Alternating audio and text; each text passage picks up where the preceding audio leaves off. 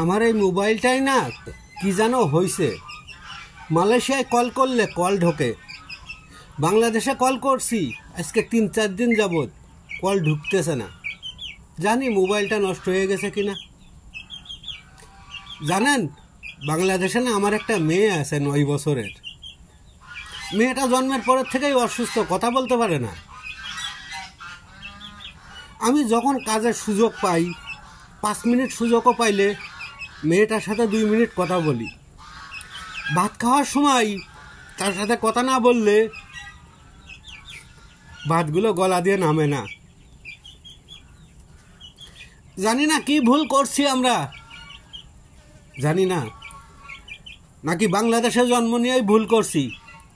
কি কারণে আমাদের পরিবার থেকে আমাদের বিচ্ছিন্ন করা হলো? সন্তান তো প্রত্যেকেরই আছে। আমরা যারা প্রবাসী আছি, আমরা তো হাজার কষ্ট করে যখন পরিবারের কাছে ফোন দিই 1-2 মিনিট, তখন আমাদের কষ্টগুলো কিন্তু কষ্ট থাকে না, কষ্টগুলো বিলীন হয়ে যায় যে যাই হোক, যাই করতেছি পরিবারের জন্য করতেছি। আর সেই পরিবার থেকে আজ আমাদেরকে বিচ্ছিন্ন করে দেওয়া হয়েছে। বাংলাদেশে কল ঢোকে না। আমার মতো আপনারও তো মেয়ে আছে, আপনারও তো ছেলে আছে, ছোট আছে না? তা যদি পারেন ভিডিওটা যাতে আরও কেউ দেখতে পারে, অনেকে যাতে দেখতে পারে, একটা শেয়ার করে দিয়েন,